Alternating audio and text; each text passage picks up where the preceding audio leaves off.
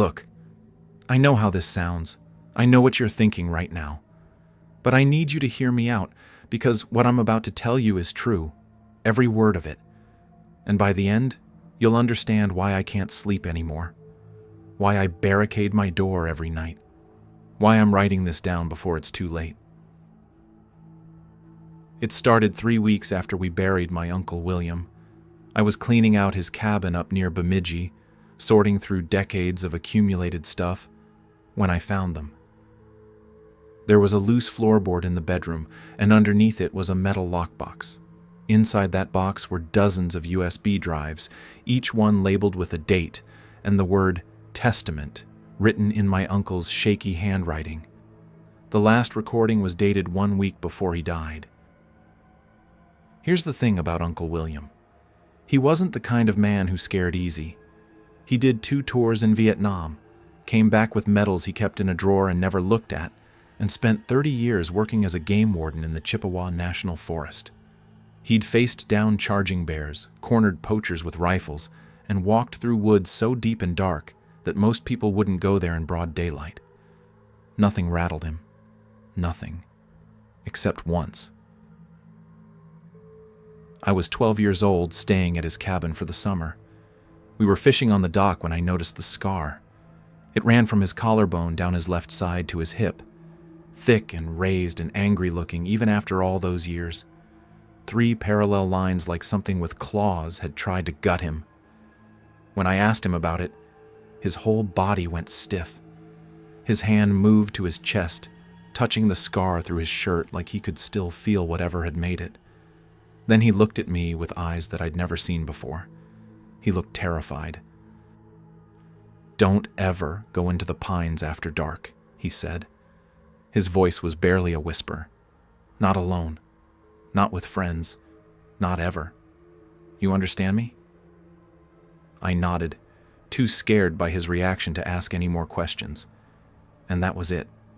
He never mentioned it again. I tried to bring it up a few times over the years, but he'd just change the subject or walk away. Whatever had happened to him, whatever had left that scar, he didn't want to talk about it.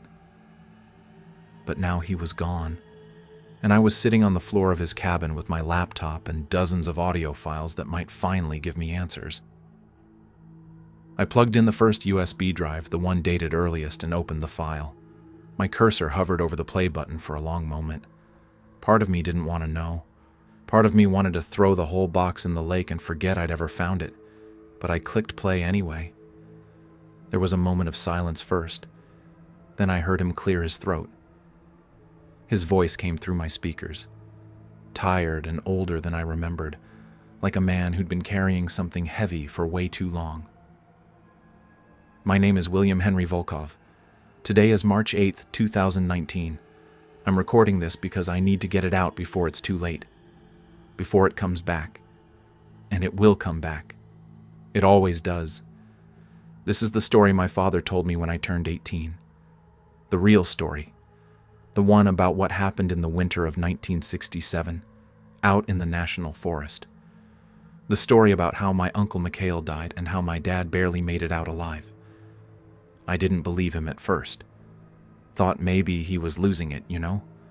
Thought maybe all those years in the woods had finally gotten to him. But then I saw it myself in 1991. And I understood. God help me, I understood. And I got this scar to prove it.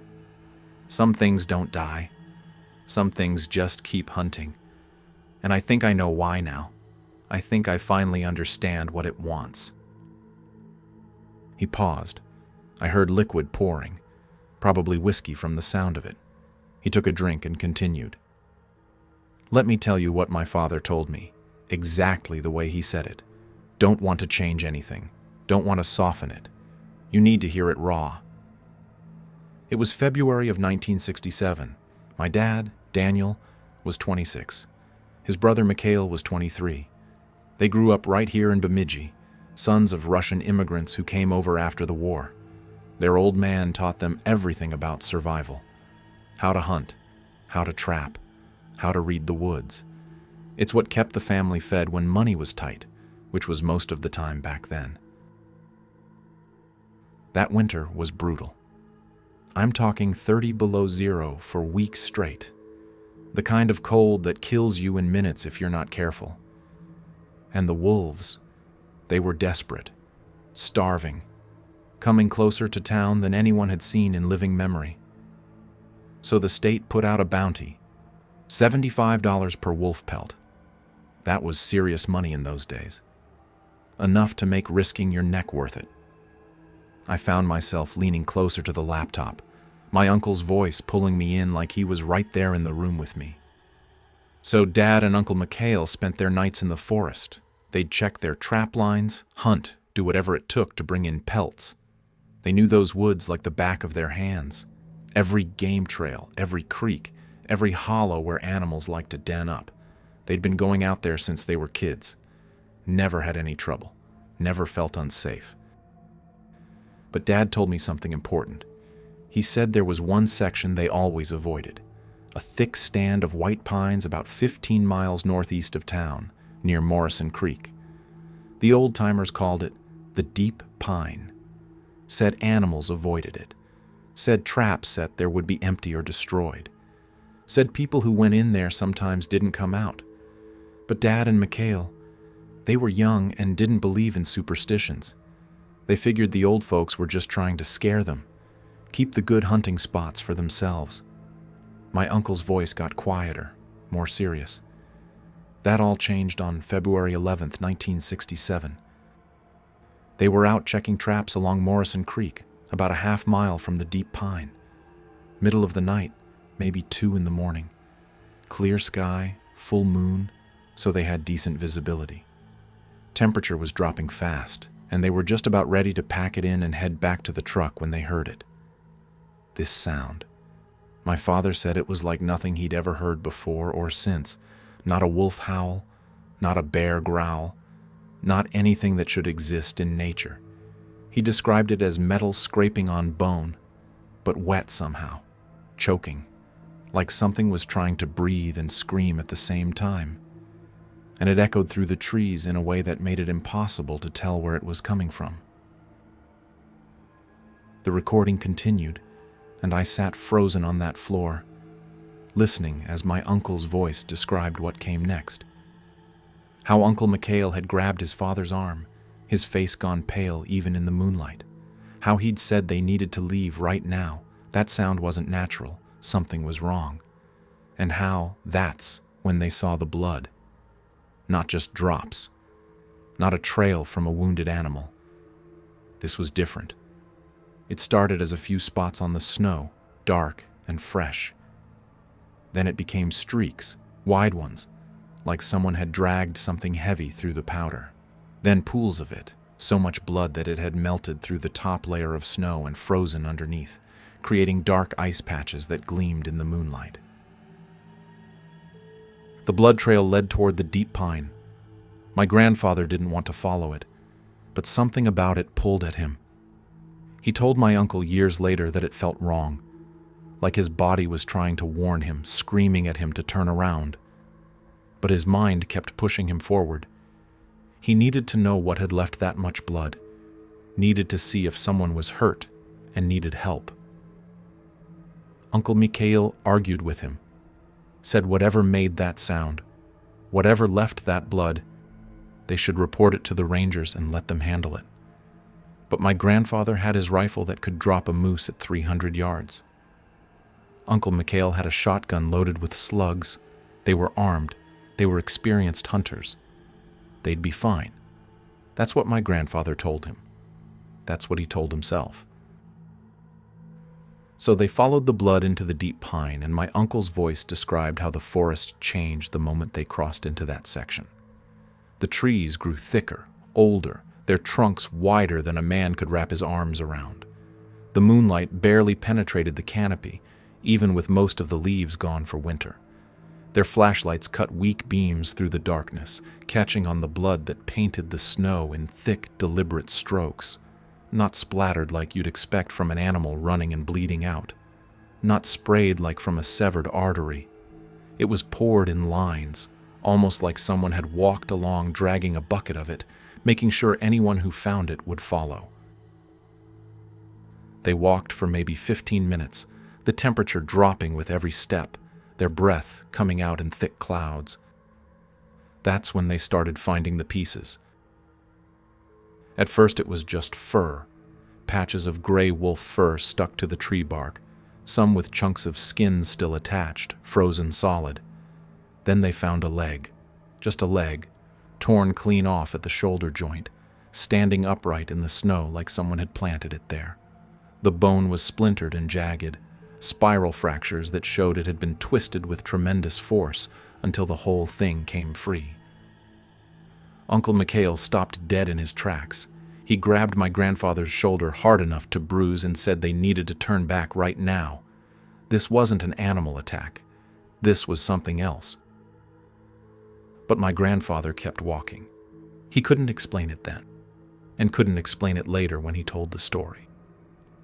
Something about seeing that leg, seeing how violently and deliberately it had been removed, it made him angry instead of afraid. What kind of sick person would do this? What kind of thing? He needed to know. So they kept going. And that's when they found the clearing. It wasn't natural. The trees had been knocked down or torn out by the roots, creating a space maybe 40 feet across. The snow had been churned up completely, stained red in every direction, frozen and refrozen in layers that showed this had happened over several hours.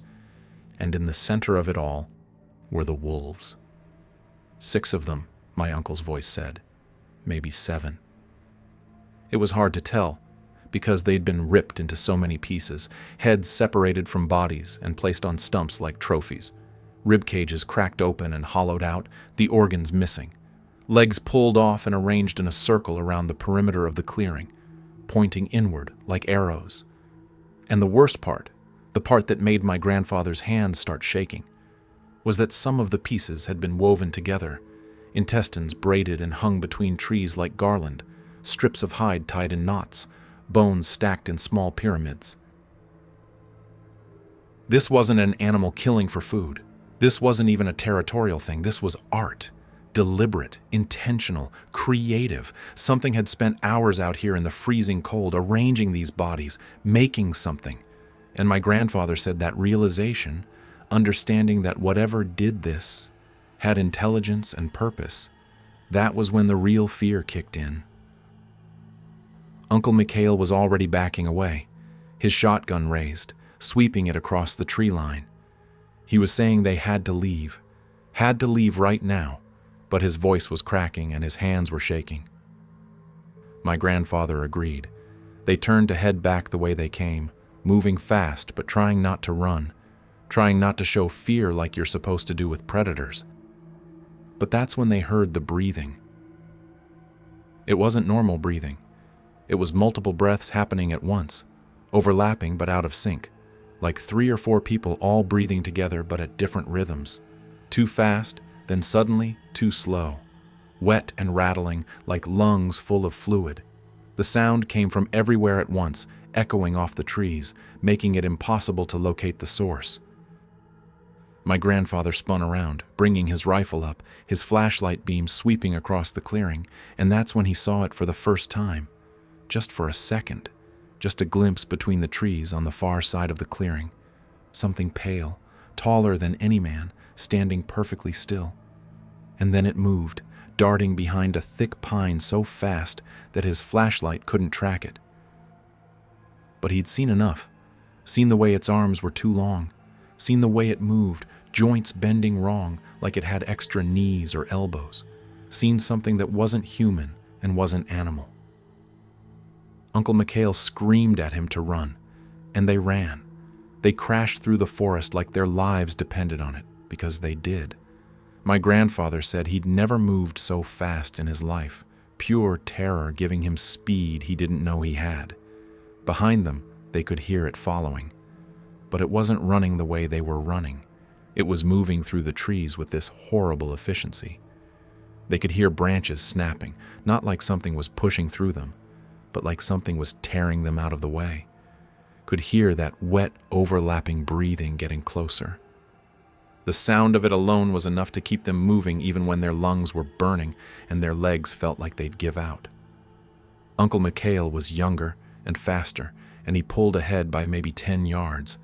My grandfather was screaming at him to stay together, stay close, but Mikhail was in a full panic sprint.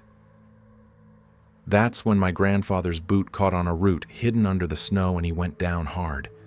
He fell forward, his rifle flying out of his hands and disappearing into a snowdrift. He was scrambling to get up, his hands sinking into the deep powder when he realized the crashing sounds behind him had stopped. The breathing had stopped. Everything had stopped. The forest went completely silent. Not quiet. Silent. No wind, no animals, not even the sound of his own blood pumping in his ears. My grandfather said it was the most terrifying silence he'd ever experienced. And this was a man who'd been in combat. He'd heard artillery shells whistling overhead. He'd been pinned down under machine gun fire. But this silence was worse because he knew what it meant. It meant the thing had stopped chasing. It meant the thing was right there. He managed to get to his feet, his rifle forgotten, and that's when he saw Uncle Mikhail. His brother had stopped running about 30 yards ahead and was turned around, looking back toward him. Even in the darkness, even with just the moonlight filtering through the trees, my grandfather could see the expression on his brother's face. Pure, absolute horror. Mikhail was looking at something behind my grandfather, something standing right there in the darkness. My grandfather said he could feel it, could feel the presence of something massive, something cold that seemed to pull the heat right out of the air, could feel eyes on him even though he couldn't see them. He had a choice to make in that split second: turn around and see what was behind him, or run toward his brother.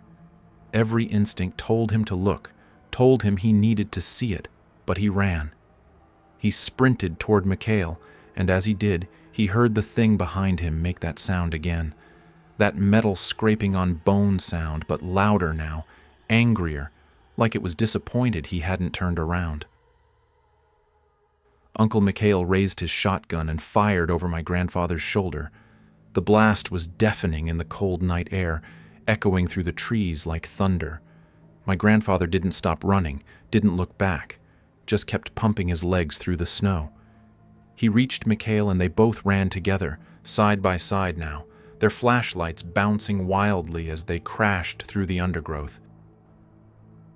Behind them, they could hear movement, heavy footfalls that didn't sound right, hitting the ground with thuds that were too hard, too deliberate. Mikhail fired again over his shoulder without looking, just hoping to slow it down, and the sound of the shotgun blast seemed to anger it. They heard that screeching sound again, closer now, and then the sound of a tree cracking, not a branch, a whole tree. They heard it splinter and crash to the ground behind them. They ran for what felt like hours, but was probably only 10 or 15 minutes. Their lungs were burning from the cold air, their legs felt like lead, but they could still hear it behind them, relentless, never seeming to tire. The breathing was constant now, that wet, overlapping sound that made my grandfather's skin crawl. Then they saw lights ahead, the parking area where they'd left their truck, the headlights still on like they'd left them to mark their position. They were going to make it. They were almost there. 50 yards. 40. 30. My grandfather said he actually started to believe they'd survive, started to think about what they'd tell people, how they'd explain this. That's when Uncle Mikhail screamed. He went down face first into the snow, and my grandfather thought he'd tripped, but when he turned back, he saw Mikhail's leg. 3 deep gashes across the back of his thigh, cutting through his heavy pants like they were paper, going down to the bone. Blood was pouring out of him, turning the white snow black, steaming in the cold air. My grandfather grabbed him under the arms and started dragging him toward the truck. Mikhail was screaming, a horrible sound of pure agony, and my grandfather was screaming back at him to hold on. Just hold on. They were almost there. 20 yards now. 15. They could make it. They had to make it. But then my grandfather heard the breathing right next to his ear. Right there. Inches away. He could feel cold air on his neck, could smell something rotten and wet. And he understood. The thing was right there with them. It had been playing with them, Could have killed them at any moment, but was drawing it out, having fun. That realization almost made him let go of Mikhail, almost made him just give up. But he kept dragging his brother, kept moving, even as he felt something sharp trace along his back, cutting through his coat and shirt and into his skin. 3 long cuts from his shoulder blade down to his hip. The pain was immediate and intense, but the fear was worse. 10 yards. 5. He could see the truck clearly now, could see their breath fogging on the windows from the heat they'd left running. His hand was reaching for the door handle when the thing grabbed Mikhail. My grandfather felt his brother yanked backward with such force that he lost his grip. Mikhail slid across the snow, and my grandfather spun around to see it clearly for the first time. The thing was standing over Mikhail in the full glare of the truck's headlights, and my grandfather said, seeing it in direct light was somehow worse than seeing it in shadow. It was huge, maybe 7 feet tall, with pale gray skin that looked wrong, like it was too tight in some places and too loose in others. Its body was emaciated, ribs showing, but its limbs were thick with ropey muscle. Its arms were too long, hanging down past its knees, ending in hands with elongated fingers, tipped with black curved claws. But the worst part was its face. It had eyes, but they were milky white with no pupils, no iris, just blank white orbs that somehow still conveyed intelligence. Its nose was just 2 slits in its face, and its mouth stretched too wide, like someone had cut it open from ear to ear, filled with teeth that were all different shapes and sizes, yellowed and cracked. The thing looked at my grandfather, made deliberate eye contact, and it smiled. It wanted him to watch, wanted him to see what came next. Mikhail was trying to crawl away, digging his fingers into the snow, leaving a trail of blood behind him. The thing reached down with one of those horrible hands, almost casually, and grabbed Mikhail's ankle. My grandfather said his brother's scream was the worst sound he'd ever heard, and he'd heard men screaming in Vietnam. This was different. This was the sound of someone who knew they were about to die, and there was nothing anyone could do about it. The thing lifted Mikhail up by one leg, dangling him upside down like he weighed nothing. Then it looked at my grandfather again, making sure he was watching, and it drove the claws of its other hand into Mikhail's chest. My grandfather stood there, his hand on the truck's door handle, frozen. He watched the thing peel the skin off Mikhail's chest like you'd peel an orange, watched it crack open his ribs with its bare hands, the bones snapping like dry branches. Mikhail stopped screaming after maybe 30 seconds. My grandfather prayed he was dead by then, that he didn't feel the rest of it. The thing spent the next several minutes taking his brother apart piece by piece, and my grandfather just stood there watching. He tried to move, tried to make his body get in the truck and drive away, or grab something to use as a weapon. But he was in complete shock. His mind couldn't process what he was seeing. It wasn't until the thing dropped what was left of Mikhail in the snow and started walking toward him that his brain finally kicked back into gear. He yanked the truck door open, threw himself inside, and turned the key. The engine was already running, warm, and he slammed it into reverse. The tires spun in the snow for a second, and in that second he saw the thing break into a run. It moved fast, faster than anything that size should be able to move, closing the distance between them in huge, loping strides. The tires caught and the truck lurched backward. My grandfather cranked the wheel, put it in drive, and floored it. He heard something hit the side of the truck, heard metal crumpling, and then he was accelerating down the Forest Service road, fishtailing on the ice, not caring, just needing to get away. He looked in the rearview mirror once and saw it standing in the middle of the road, watching him leave. Just standing there, not chasing anymore. Like it had gotten what it wanted. He drove straight to town, his hands shaking so badly he could barely hold the steering wheel. He was covered in his brother's blood. His back was screaming in pain from the cuts, his shirt soaked with his own blood. He didn't remember the drive. One moment he was fleeing the parking area, The next, he was pounding on the door of the sheriff's office. It was almost 4 a.m. by then. Deputy Frank Morrison answered, half asleep and annoyed until he saw the state my grandfather was in. My grandfather tried to explain what happened, but the words came out wrong. Monster, brother, dead, thing in the woods. The deputy thought he was in shock, maybe drunk, until my grandfather grabbed him by his shirt and screamed that they needed to send people out there right now, before it could move the body, before it could hide the evidence. Sheriff Carlson was called in. He arrived 30 minutes later with 2 other deputies, and my grandfather told them everything. The wolves, the blood trail, the clearing, the thing, Mikhail, all of it. He could see them exchanging looks, the kind of looks that said they thought he'd lost his mind or was covering up something. But my grandfather had Mikhail's blood all over him. He had those cuts on his back that were still bleeding through his shirt. And he had that wild look in his eyes of a man who'd seen something that broke him. So Sheriff Carlson organized a search party.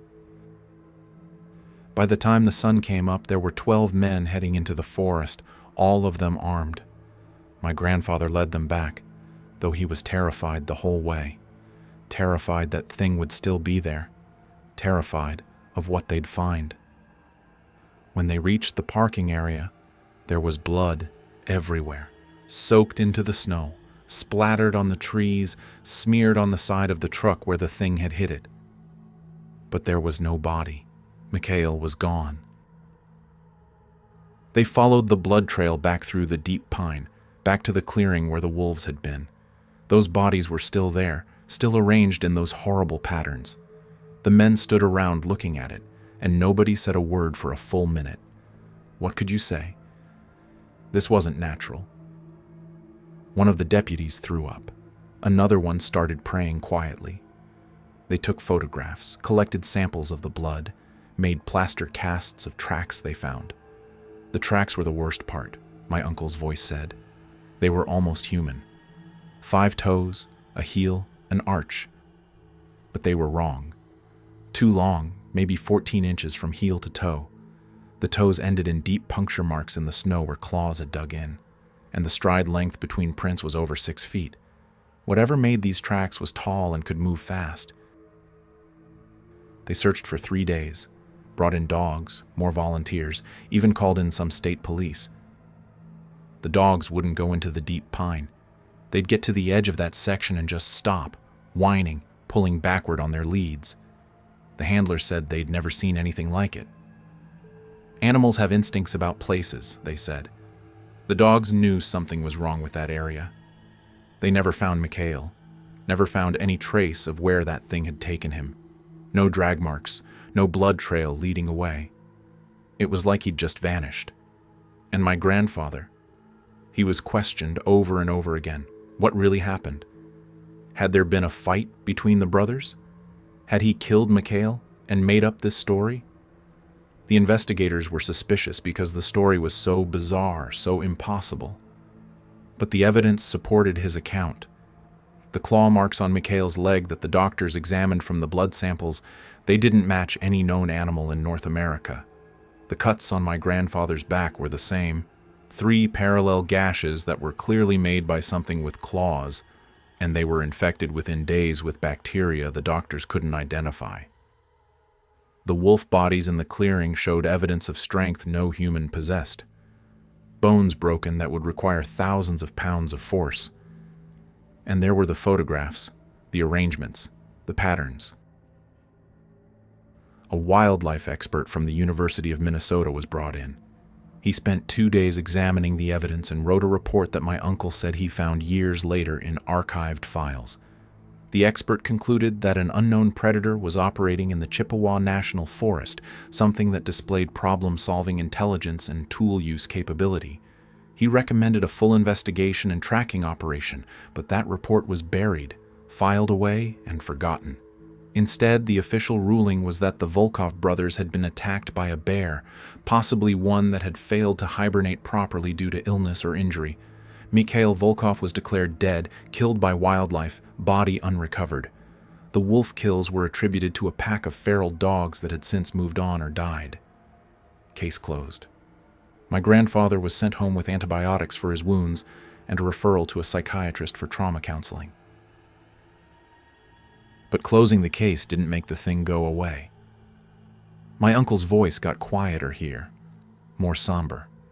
He said his father never recovered from what happened. The guilt of leaving Mikhail, of watching him die and doing nothing, it ate him alive.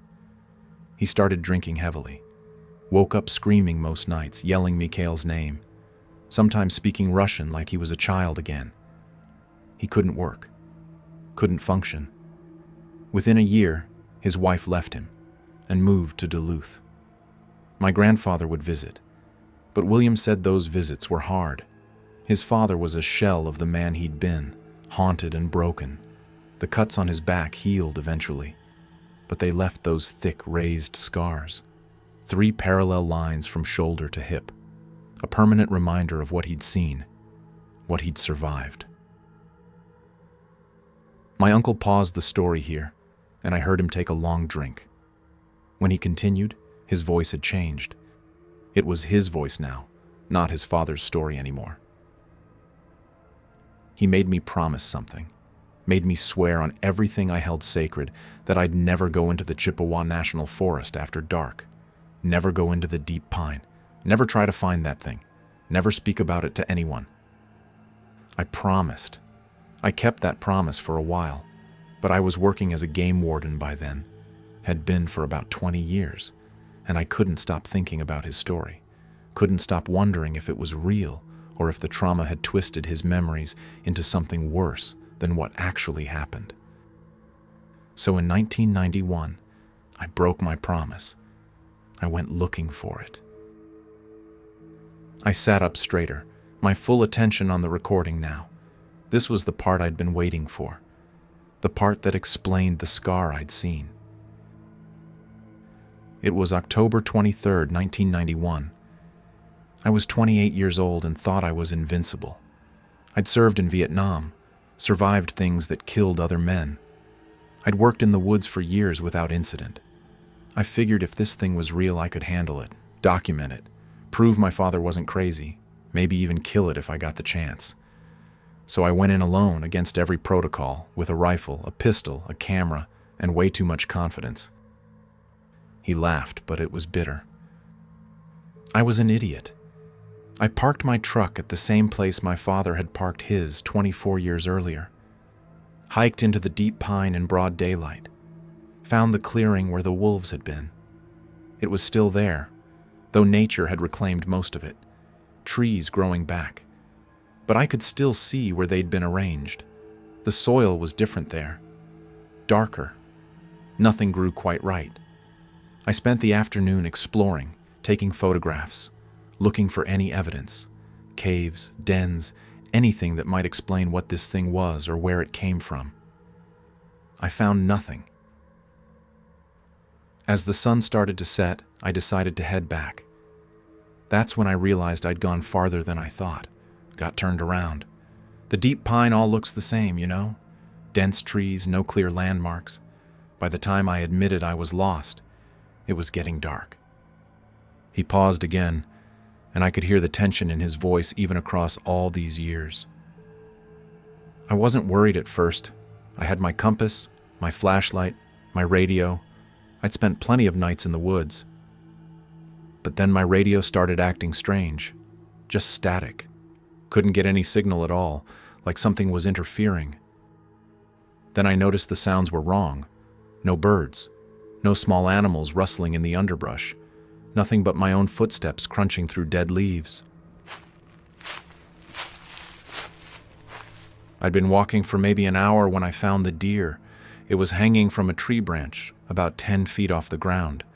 Impaled through the chest on a broken limb, its body twisted at an impossible angle. Its front legs were missing, just gone, and its head had been turned backward, neck bones jutting out through torn flesh. I stood there looking at it and felt this cold wave wash over me. This was fresh, maybe a few hours old. The blood was still liquid, dripping onto the snow below. And I knew. God help me. I knew my father had been telling the truth. There was something out here, and I just walked right into its territory. My uncle's breathing got heavier on the recording, like he was reliving it. I started walking faster, not running, but moving with purpose. I needed to get back to my truck, needed to get out of there. That's when I heard it. That breathing. Multiple breaths overlapping, wet and wrong, coming from somewhere behind me. I spun around, shining my light into the trees, but I couldn't see anything. Just darkness and tree trunks and shadows. I started walking again, faster now, and the breathing followed. Matched my pace exactly. When I sped up, it sped up. When I slowed down, it slowed down. It was stalking me, playing with me, just like it had done to my father and uncle. I started running, his voice continued, just flat out sprinting through the forest in the dark. Branches were hitting my face, tearing at my clothes. I tripped over roots and rocks, but I kept getting up, kept moving, and all the while I could hear it behind me, not running, following, like it had all the time in the world, like it knew I'd tire eventually. I ran for maybe 15 minutes before I burst out into a small clearing and fell to my knees, gasping for air. My lungs were burning. My legs felt like they were going to give out. And that's when the breathing stopped. Everything stopped. Complete silence. And I knew what that meant. I'd heard my father describe this exact moment. It meant the thing was right there. I could hear my uncle breathing heavily on the recording, like just talking about it brought back the terror. I forced myself to stand up and turn around slowly. My flashlight was shaking in my hand as I swept it across the tree line, and that's when I saw it, standing between two white pines, maybe 20 feet away, exactly like my father had described it. Tall, maybe 7 feet, pale gray skin that looked dead, arms too long, hanging down past its knees, hands with those elongated fingers ending in black claws. And that face, those milky white eyes staring at me, that too wide mouth. It was smiling at me, just standing there, smiling. I drew my pistol. My hand was shaking so bad I almost dropped it, but I managed to aim and pull the trigger. The shot echoed through the trees, and I saw the bullet hit, saw it punch into the thing's shoulder. It jerked slightly from the impact, but that was it. No blood, no wound that I could see. It just tilted its head like it was curious about what I'd done. So I fired again, and again. Emptied the entire magazine into it, 15 rounds. Some missed, but I know at least half of them hit center mass, and it just stood there, didn't fall, didn't bleed, didn't even seem bothered. His voice cracked here. Then it started walking toward me, not running, just walking. Slow, deliberate. Each step measured. I turned and ran again. I had no plan, no direction, just pure panic. I ran harder than I'd ever run in my life, faster than I thought possible. My heart felt like it was going to explode, but I could hear it behind me, those footsteps, that breathing, getting closer, always closer. I don't know how long I ran. Time didn't mean anything anymore. All that mattered was getting away. But you can't outrun something that doesn't get tired. I was slowing down, my body was giving out, and I knew this was it. This was where I was going to die, just like Uncle Mikhail. There was a long pause. I heard him take another drink.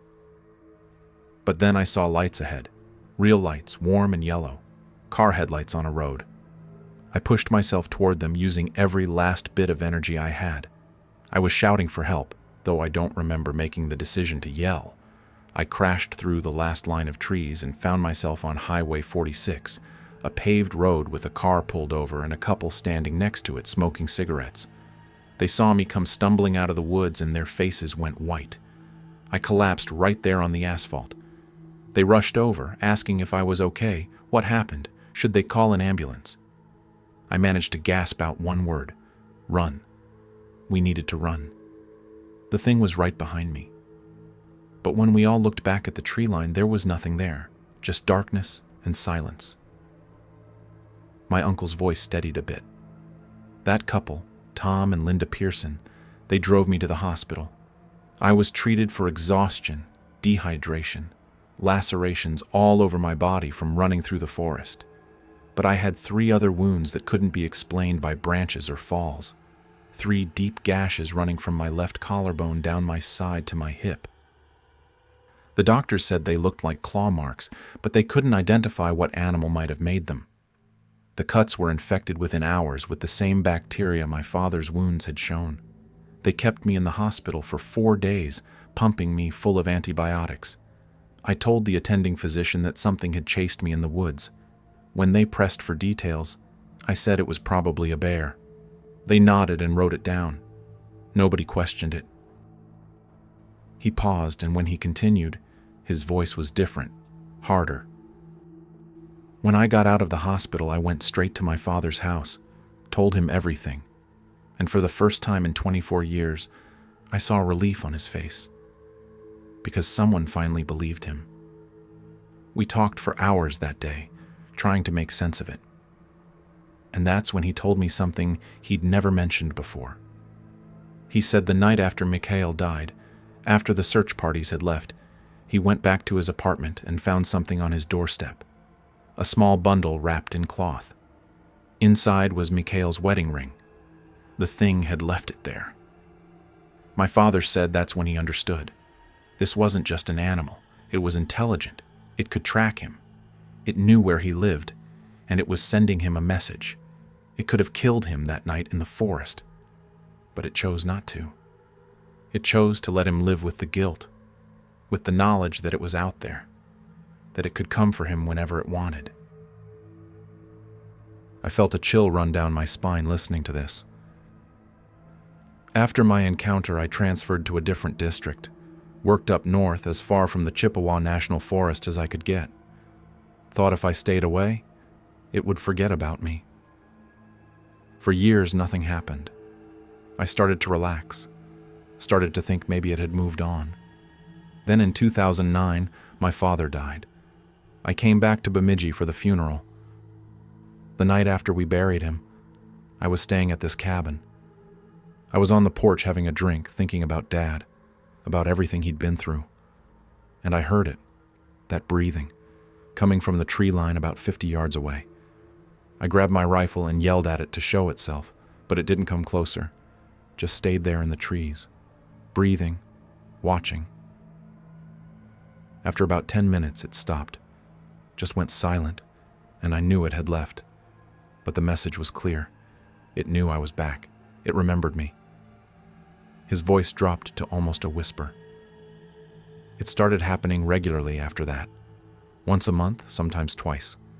I'd hear that breathing outside the cabin at night. I'd see movement in the trees, catch glimpses of something pale between the pines. It was reminding me, keeping me afraid. I started sleeping with my rifle next to my bed, started keeping all the lights on at night, started drinking too much, just like my father. And I knew I was following the same path he did. Trauma, paranoia, slow destruction. But I couldn't stop it, couldn't escape it. So I started researching. Spent years digging through old newspapers, historical records, talking to people who'd lived in this area their whole lives, and I found a pattern, a horrible pattern that goes back over 150 years. I heard papers rustling as he went through his notes. In 1856, a trading post near Morrison Creek was abandoned overnight. 9 people just vanished. The post was found with blood everywhere but no bodies. In 1892, a logging camp lost 6 men in one night. The survivors reported seeing a pale figure in the woods. In 1923, a trapper named John Matthews reported shooting at something he called a white devil near the deep pine. Said his bullets did nothing. In 1945, 2 teenagers went missing after camping in the forest. Their bodies were found 3 weeks later, arranged in a pattern that the sheriff's report described as ritualistic. In 1978, a family of 4 disappeared while hiking. Only their 8-year-old daughter was ever found, wandering out of the woods 2 days later. She never spoke again. Lived in a psychiatric facility until she died in 2003. He paused. The pattern is always the same. Disappearances near the deep pine. Bodies found mutilated and arranged. Survivors who are traumatized beyond recovery. And every time, the official explanation is animals, bears, wolves, anything to avoid the truth. I found one piece of information that changed everything, my uncle's voice continued, and I could hear the weight in his words. I tracked down the granddaughter of an Anishinaabe elder who lived on the Leech Lake Reservation. She had recordings her grandfather made back in 1952, oral histories about the old days. In one of them, he talked about the deep pine. Said his people had known about something that lived there for generations before white settlers arrived. They called it the Ga Wabanda Gujin, the one who takes. He said it had been there longer than anyone could remember, maybe centuries. Said it wasn't a spirit or a demon, but something physical, something real. And he said it followed a pattern. It would kill someone, take pieces of them, and then it would mark their family, hunt them across generations until the bloodline ended. It was collecting, he said, building something. What, he didn't know. I felt my blood run cold. That's when I understood, my uncle said quietly. It killed Mikhail in 1967. It marked my father. Then in 1991, it marked me. And now I know what comes next. It's been coming to the cabin more frequently, testing the doors, scratching the windows. 3 weeks ago, it walked right up onto the porch. I heard its footsteps, heard that breathing right outside my door. I watched the doorknob turn. I had my rifle aimed at the door, ready to unload on it the second it came through. But it didn't. It tested every window, every door, spent over an hour circling the cabin. Then it left. The next morning, I found claw marks on every frame, deep gouges in the wood. It was sending me a message, telling me that it's my turn now. The debt is coming due. There was a long silence on the recording. Then my uncle's voice came back, steadier now. If you're listening to this, if you found these recordings, then I'm already gone. And I need you to understand something crucial. This thing doesn't just hunt in the woods anymore. When it marks a family, it can find them anywhere. It marked the Volkovs in 1967, and it will keep hunting us until the bloodline ends. Another pause. The debt doesn't end with me. It passes to you. My heart was pounding now. I realized my uncle was talking directly to me. Had been this whole time. I've been trying to find a way to stop it. I've talked to shamans, researchers, hunters, anyone who might know something. Most thought I was crazy. But a few, the ones who'd heard stories about things like this, they all said the same thing. You can't kill it. You can't outrun it, but you might be able to appease it. Give it what it wants. The one who takes, they called it. Maybe if it takes what it came for, it leaves the rest alone. So that's what I'm going to do. I'm going to go into the deep pine tomorrow night.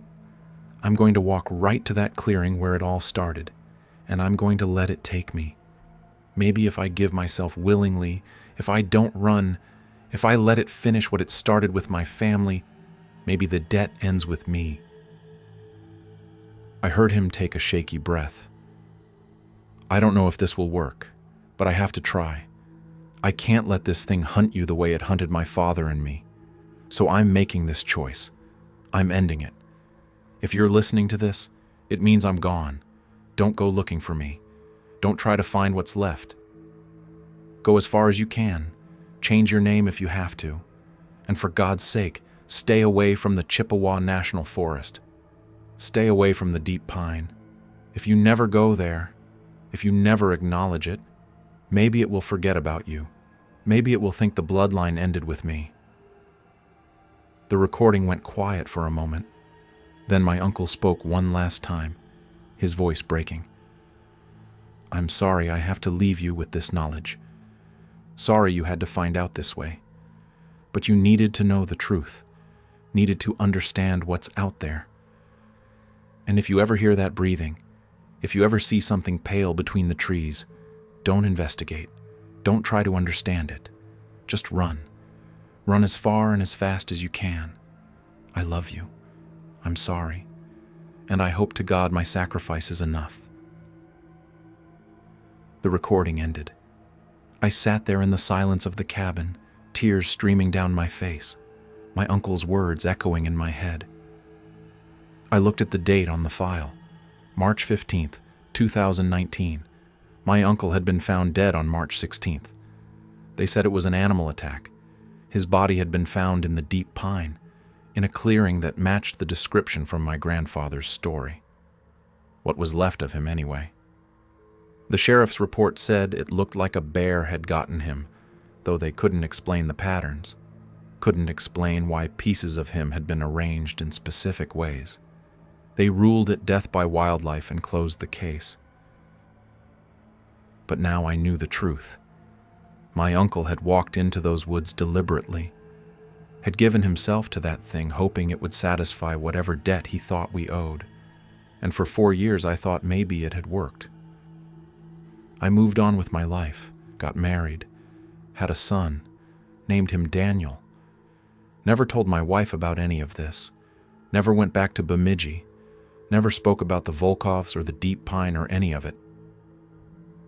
I thought we were safe. I thought my uncle's sacrifice had been enough. But 2 weeks ago, my son came to me scared, and he said he'd been hearing breathing outside his window at night. Multiple breaths overlapping, he said, though he didn't understand why he described it that way. He said he saw something pale standing in our backyard, watching the house. I told him it was just a dream, told him there was nothing to be afraid of. But that night, I went outside to check, and I found them. 3 parallel scratches on his bedroom window, deep gouges in the glass, the same pattern my uncle had described, the same marks my grandfather had on his back, the same scars I'd seen on my uncle's chest. It didn't end. My uncle's sacrifice wasn't enough. The debt didn't die with him. It passed to me, and now it's marked my son. The one who takes has found us, and it's starting again. I've already put the house up for sale, already told my wife we're moving, made up a story about a job opportunity in Arizona. I'm getting my family as far from here as possible, but I know it won't matter.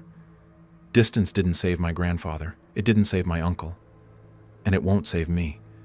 This thing has been hunting my family for 3 generations, and it won't stop until it collects what it's owed, until the Volkov bloodline ends.